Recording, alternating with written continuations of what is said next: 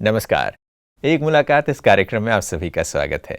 जैसा कि आप सभी जानते हैं कि एक मुलाकात में हम आपकी मुलाकात करवाते हैं कुछ खास लोगों से। उनकी खासियत ये है कि वो सिर्फ आम लोगों के बीच में खास नहीं हैं, मगर उनके अंदर कुछ ऐसी खूबियां हैं जो दूसरों को भी खास बनाने के लिए मदद करती हैं। आज हमारे साथ ऐसे ही एक विशेष व्यक्ति जुड़े हैं। स्टूडियो में भारत के भूतपूर्व शिक्षा मंत्री श्री रमेश पोखरियाल निशंक जी हैं। ये उत्तराखंड राज्य के भूतपूर्व मुख्यमंत्री भी रहे हैं। वर्तमान में ये भारतीय संसद के माननीय सदस्य हैं।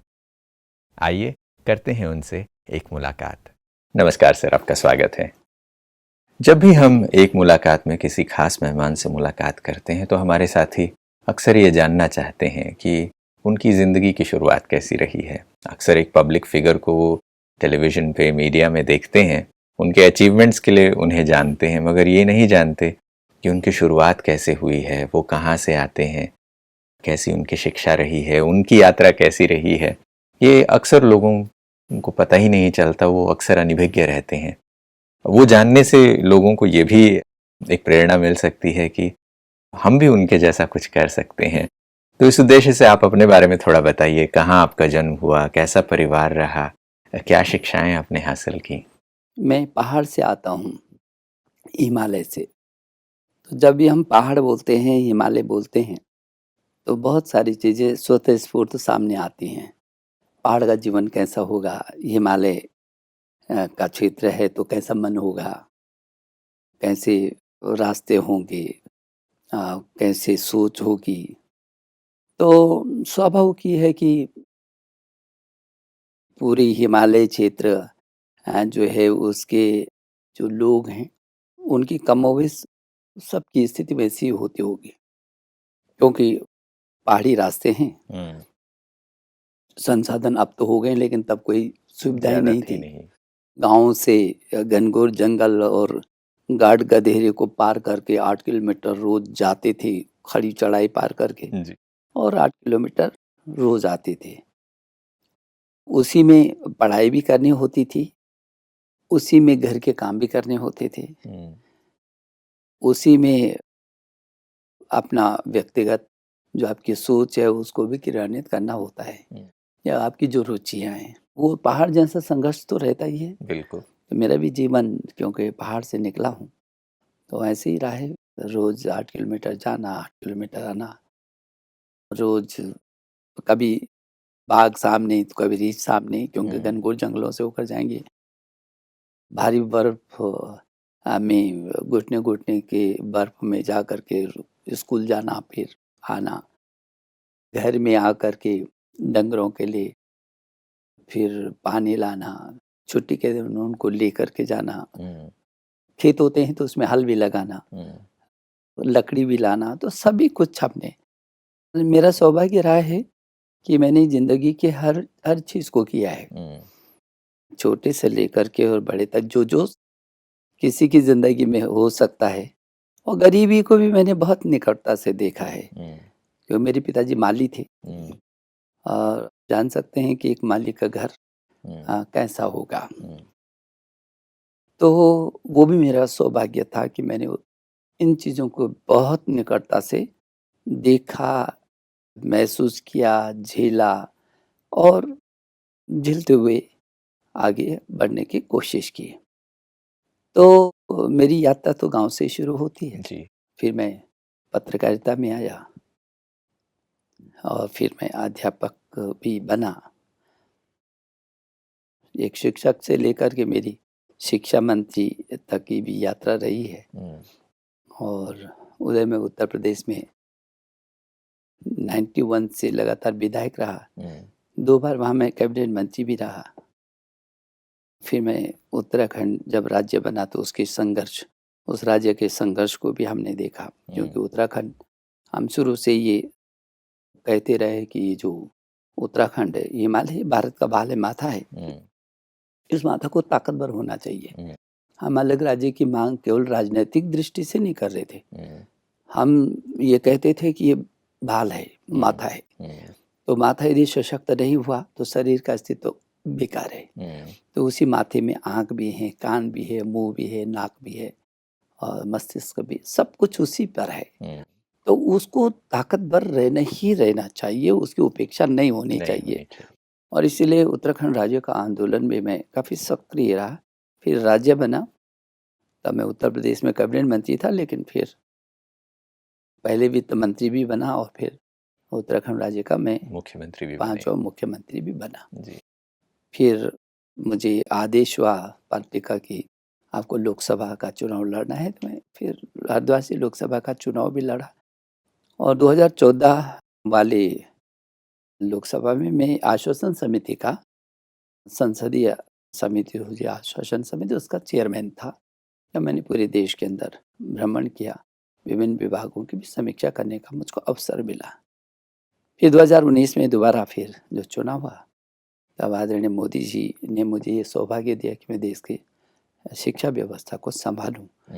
और मेरा सौभाग्य है कि लॉर्ड मैकाले की शिक्षा नीति, जिसमें उन्होंने कहा था कि क्योंकि हिंदुस्तान तो पूरी दुनिया का सबसे बेहतरीन ऐसा देश रहा है, ऐसा क्षेत्र रहा है, ऐसा विचार रहा है जो सबकी बस का नहीं है उसको समझना। और इसलिए लॉर्ड मैकाले ने कहा कि इतने बड़े देश पर हम तब तक को काबिज नहीं हो सकते हैं जब तक कि इसकी शिक्षा, इसकी संस्कृति और इसकी भाषा को नहीं बदल देते। उन्होंने किया, हम गुलाम थे, उन्होंने 150 सालों में यही काम किया।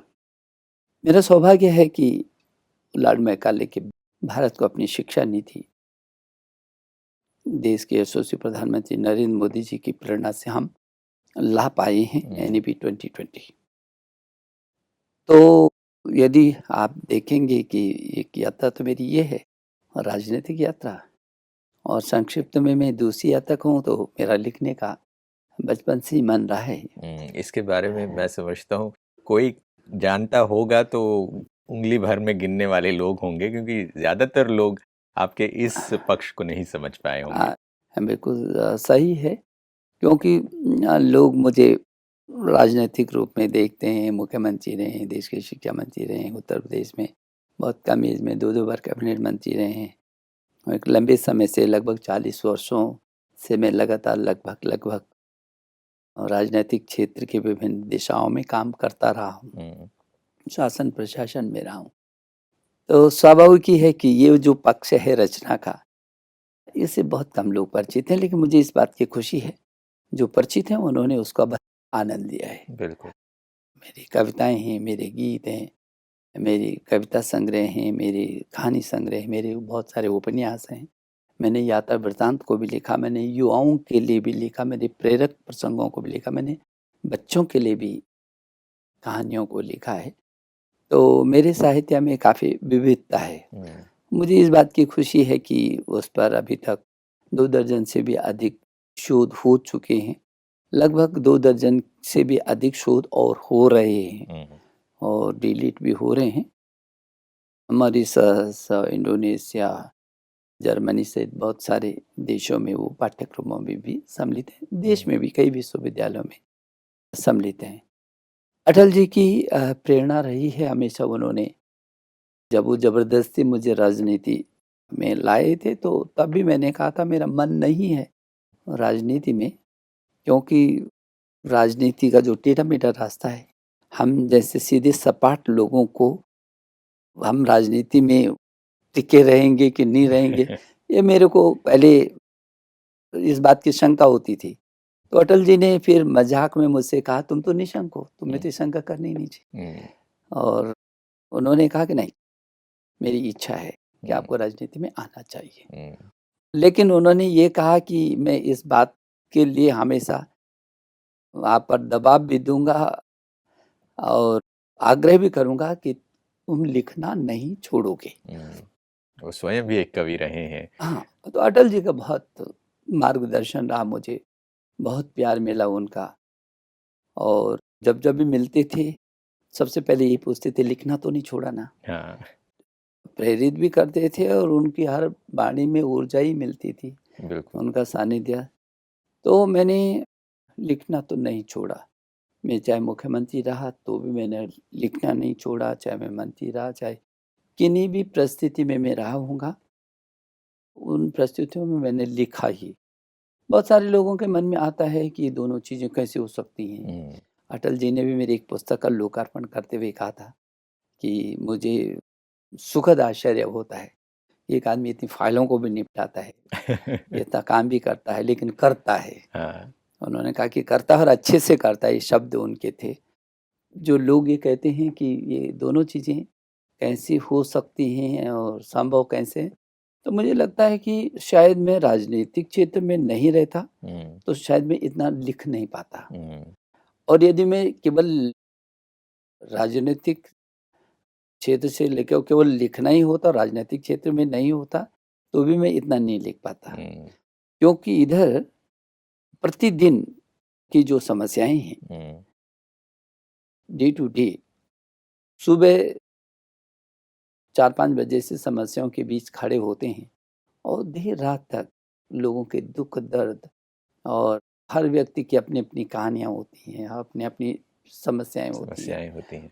तो वो जो मुझे रास्ते भर में मिला, जो मैंने महसूस किया, जो छटपटाहट हुई, जो झेला, जो देखा, उसको मैंने शब्दों के रूप में घोटा।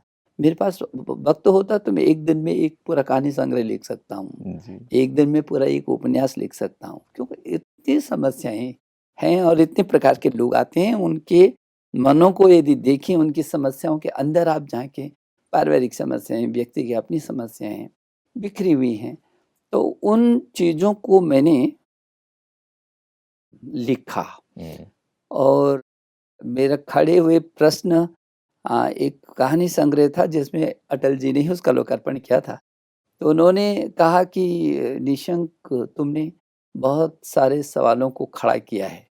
पहले तो उन्होंने कहा कि जो सब प्रश्न होते हैं वो खड़े ही रहते हैं, पढ़ जाएँ वो प्रश्न ही क्या है। लेकिन जो प्रश्न उठे हैं उसका समाधान करने का भी ईश्वर ने आपको ताकत दी है। मुझे भरोसा है कि जो प्रश्न खड़े हुए हैं उनका समाधान निकलेगा। एक प्रश्न मेरा इसी विषय पर है।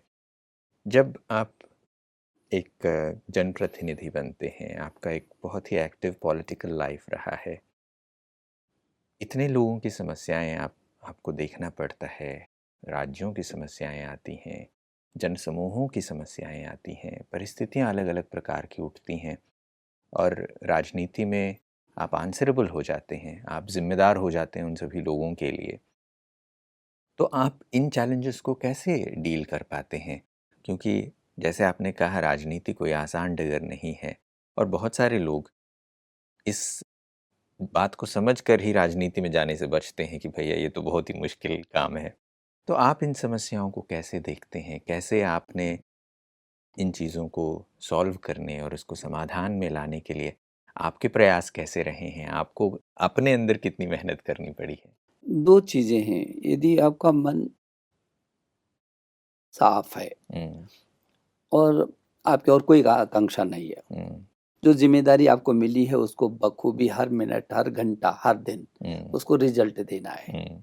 जितना ताकत, जितनी क्षमता आप में है, उस क्षमता का पूरा उपयोग करना है, तो मुझे ऐसा लगता है कि सब समाधान अपने आप निकलते चले जाते हैं। क्योंकि मनुष्य ही तो है, जिसकी समस्या है वो भी मनुष्य है और जिसने समाधान करना है वो भी मनुष्य है। यदि इन 2 के बीच बेहतर संवाद हो जाए, यदि वो समस्या को समझने में, जिसने समस्या का समाधान करने की दिशा में पहल करनी है, यदि वो समस्या को समझ सके और समस्या वाला व्यक्ति उसको महसूस कर सके, तो इन दोनों का बेहतर तालमेल ने समाधान की ओर जाता है। तो मैंने कभी उसको बोझ नहीं समझा। मैंने ज़िंदगी को ढोया नहीं है। मैंने ज़िंदगी को जिया है, एक-एक क्षण जिया है मैंने। और मुझे लगता है कि लोग भी ये महसूस करते हैं कि आपके लिए जो प्रयास हुआ है, वो अकलुषित प्रयास हुआ है कि नहीं। जी। रिज़ल्ट अच्छा है या खराब है, कोई ज़रूरी नहीं। जब हम प्रयास करते हैं तो सभी में सफलता मिलती है, लेकिन आपका प्रयास पूरी ताकत के साथ है या नहीं है, अकलुषित तरीके से रहा है कि नहीं रहा है। जब ऐसा होता है तो लोगों की समाधान भी निकलते हैं, लोगों की संतुष्टि भी होती है। और इसीलिए मैं तो बद्रीनाथ से लेकर हरिद्वार तक जहाँ से मेरी पार्टी ने मुझे चुनाव में खड़ा किया, वहाँ से मैं जीता हूँ। लोग मुझे प्यार करते हैं। लेकिन हाँ, लेखन के क्षेत्र में थोड़ा-सा आपको अपने को बचाए रखने की और बनाए रखने की जो चुनौती है, उसकी कीमत चुकानी पड़ती है। और मैंने निशंक को ज़िंदा रखने की हर कदम पर कीमत चुकाई है। आज के समय में आप भारत के उस आध्यात्म को, जो यहाँ का वैल्यू सिस्टम है, यहाँ के मूल्य हैं, उनकी प्रासंगिकता को कहाँ देखते हैं? क्या आध्यात्म आज के इस मॉडर्न एज में कोई वैल्यू रखता है? वो हमेशा रखेगा। और चाहे कितनी भी अत्याधुनिकता आ जाएगी, आदमी दौड़ने के बाद जहाँ खड़ा होगा, वहाँ उसको ये महसूस होगा कि कुछ उसको छूट रहा है। उसका अधूरापन लगेगा। ये जो दौड़ और होड़ है, ये समग्र होनी चाहिए। जी। यदि समग्रता नहीं है, तो आदमी दौड़ रहा है। उदाहरण के लिए एक पैसे वाला दौड़ रहा है, खूब धन कमा दिया उसने, लेकिन जिंदगी के अंतिम क्षण में वो हर कदम पर निराशा, क्योंकि उसका व्यवसाय नहीं चल रहा है या और अच्छा हो जाए, उसी को लेकर के ढो रहा है वो। और जब सुख और शांति की बात होती है, तो उसको अपने को बिल्कुल चौराहे पर खड़ा पाता है। तो मतलब एक पक्ष में तो आप दौड़ रहे हैं, लेकिन जीवन का जो असली पक्ष है, जो सुख का पक्ष है, जो शांति का पक्ष है, उसको आप छोड़ रहे हैं। और वो नहीं छोड़ रहा है, उसकी परिस्थितियां छोड़ रही हैं। क्योंकि परिवेश जैसे आदमी को मिलता है, वैसे आदमी हो जाता है।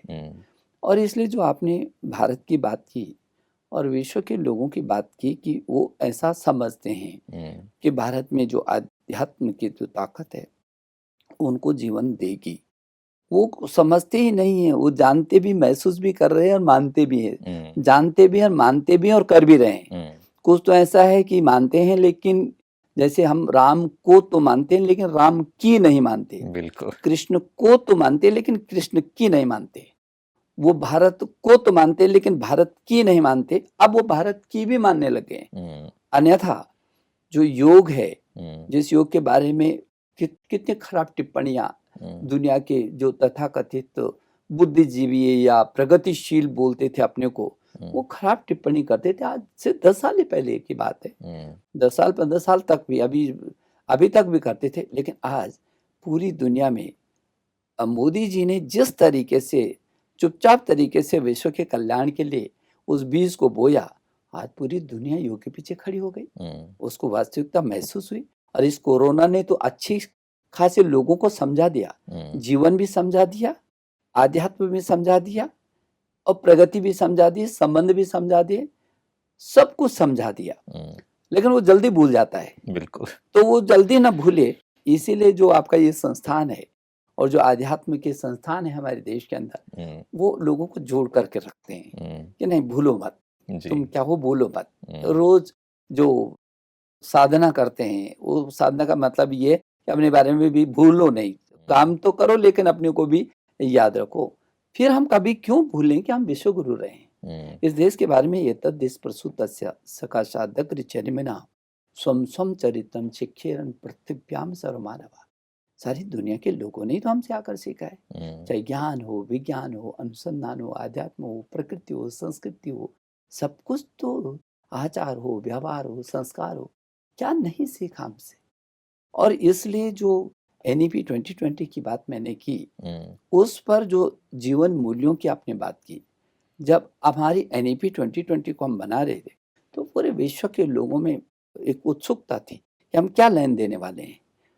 तो ज्ञान में भी, विज्ञान में तो हम आगे हैं, बढ़ेंगे, दुनिया भी बढ़ रही है, लेकिन हमने जीवन मूल्यों की आधारशिला रखी। हमने मानव को मशीन नहीं बनने दिया। मानव मशीन नहीं है, मनुष्य है।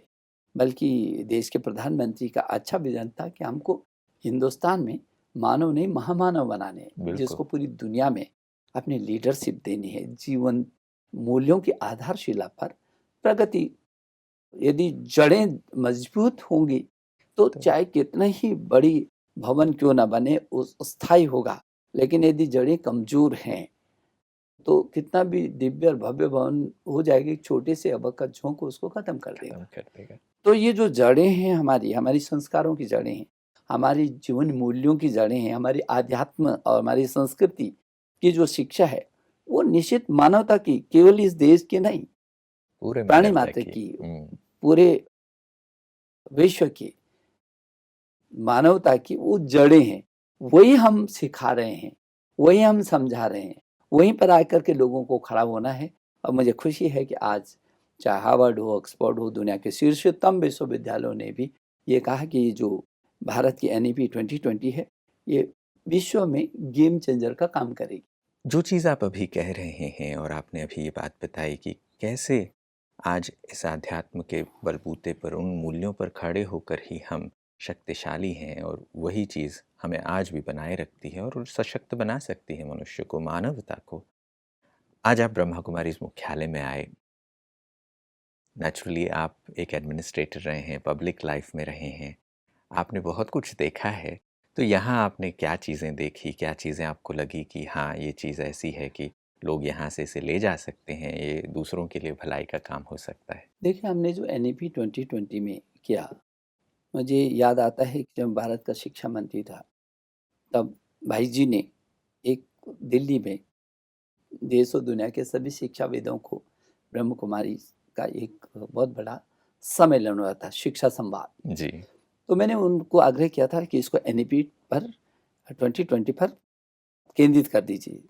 तो उन्होंने मेरा आग्रह माना और वो बहुत बड़ा था विज्ञान भवन में। जी। तो मैंने ये देखा कि आज मैं यहाँ आया हूँ, इस ब्रह्म कुमारी जो विश्वविद्यालय है, ये विश्वविद्यालय पहले से वो काम कर रहा था जिसको हम NEP में लाए। हम अध्यात्म, संस्कृति, प्रकृति और संस्कृति का कैसे करके वो हो। देखिए, हर व्यक्ति की अपनी प्रकृति है। यदि वो प्रकृति के विपरीत जाता है तो वो विकृति होती है, विकृति विनाश का कारण होता है।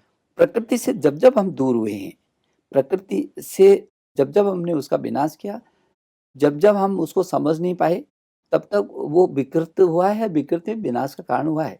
लेकिन जब हम उसको समझते हैं तो वो संस्कृति होती है और संस्कृति हमेशा निर्माण का काम करती है।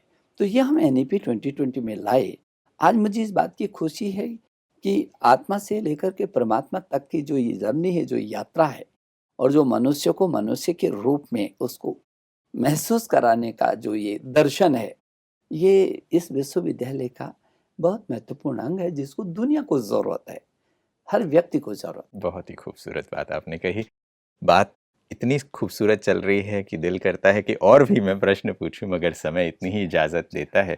मगर आज आप यहाँ आए, व्यस्ततम समय में से ये समय निकाला और हमारे दोस्तों के साथ आप रूबरू हुए, इसके लिए आपका बहुत बहुत धन्यवाद। और ये मुलाकात आखिरी ना हो, फिर मुलाकातें होती रहें, पुनः आप पधारें, ऐसा मेरा अनुरोध है। बहुत बहुत धन्यवाद, आज आप पधारे। नमस्कार। नमस्कार दोस्तों, हमने बातचीत की श्रीमान पोखरियाल जी से। उन्होंने अपने जीवन के अनुभव जिस सादगी और जिस ईमानदारी के साथ हम सबके सामने साझा किया, उससे हमें पता चलता है कि एक व्यक्ति का जीवन कितना प्रेरणादायी हो सकता है। उन्होंने अपनी बातचीत में ये भी कहा कि अगर हम अपने मन को इच्छाओं से मुक्त रखते हैं, अगर हम निष्काम भाव से कर्म करते हैं, तो कुछ भी असंभव नहीं है। समस्याएं, परिस्थितियां जो भी आए, अगर हम अपने आध्यात्मिक मूल्यों को देखते हैं, हम अपनी पहचान को न भूलकर अपने अंतर की ओर देखते हैं, तो सब कुछ संभव है। आज भारत और आध्यात्म की जो शिखा हम भूल चुके हैं, अगर उसे हम वापस याद करें, उसकी स्मृति में वापस लौटें, तो वापस भारत विश्व गुरु बन सकता है। आज की इस एक मुलाकात में बस इतना ही। फिर मुलाकात होगी, तब तक के लिए नमस्कार।